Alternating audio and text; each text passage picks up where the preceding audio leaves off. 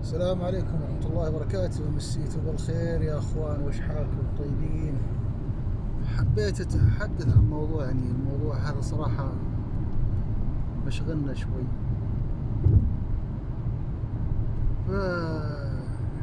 كثرة سرقة السيارات عندنا في المنطقة الجنوبية،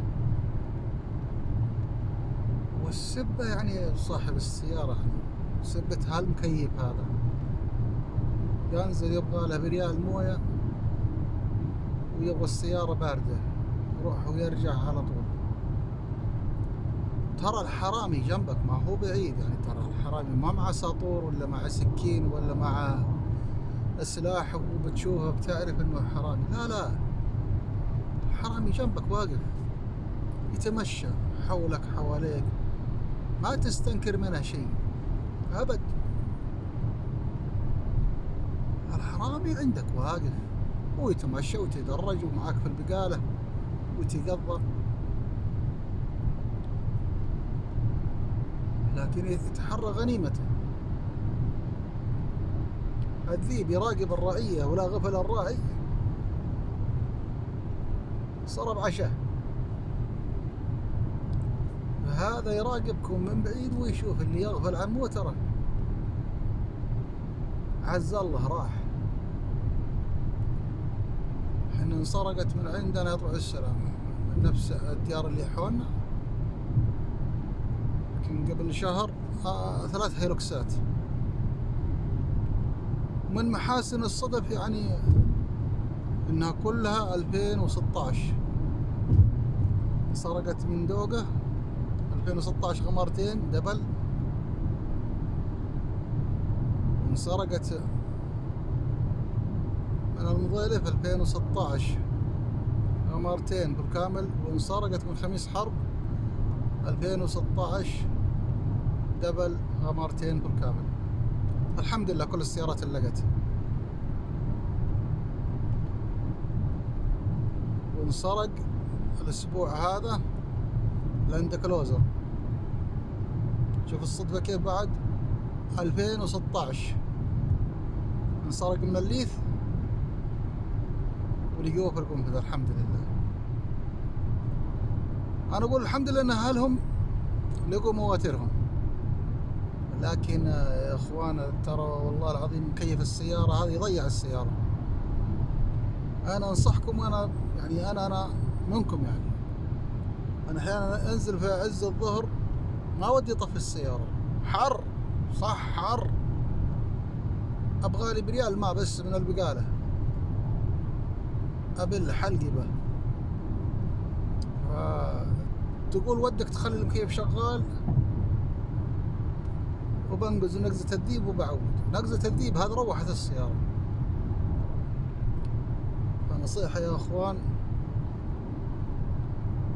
التبرادة هذه والله شوية تقف الحر لين قلبك ينقطع أول شيء قهر على سيارتك وينقطع من الحر. المكيف هذا اللي تقول برجع له، ولا تقعد لحالك تحكحك راسك في الشارع واقف، لا سيارة ولا طيارة، ما تدري وين تغدي بروحك. فنصيحة يا اخوان، نصيحة، إذا بتنزل أي مكان إذا ما معك رديف في السيارة لا طلع السلامة. رجل معك مو عائلتك إذا بتخليهم في السيارة، أمن باب السيارة، أمن السيارة وتأكد من برا أن السيارة مأمنة ومقفلة.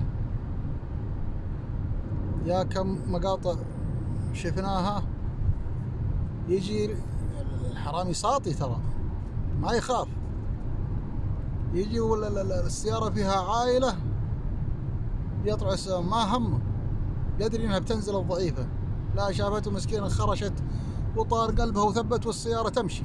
وكذا مقاطع شفناها، كذا مقاطع شفناها مسكينة الثب وتضرب وتصلخت يديها وتصلخت رجليها، الله المستعان. لكن ما سرق من جوع، والله ما سرق من جوع. لو سرق من جوع تقول هذا مسكين، حتى ولو جوع ما يحل له، لو من جوع ما يحل له انه يسرقها. لكن سرق الايام هذا ما يسرق من جوع، ما يسرق من حاجه، والله ما يسرق الا من شبعه، بطنه مليان وشبعان، شبعان مره شبعان، والله يا زغود ومتنفخه. فرجاء يا اخوان تنزلون بقايل قفلوا سياراتكم، وانزل البقاله وخلص لزومك. اول شيء انت تنزل وقلبك على كراسيه، مستأمن سيارتك ما حد بيقربها بعد الله سبحانه وتعالى، ولا هذاك القلق اللي تاخذها في البقاله ال5 دقائق ولا دقيقتين وانت على قلق، حتى لو موترك ما راح لكنك تبقى على قلق من شغل، وكل ساعة وانت تصبر مع القزاز وتطالع مع القزازات السيارة راحت ولا لا، تروح للثلاجة وترجع تعدي إلى عند باب البقالة وتطالع سيارتك راحت ولا لا. أما بعضهم فديق قلبه والله ما درى عنها، يجي السيارة يا حبيبي شغالة راح تقضي وتمشي، عز الله لو راحت نشكيها ندامة. فخذوها نصيحة يا اخوان، تنزل من سيارتك قفلها، والله يعطيكم العافية ويطول في أعماركم. أمان الله.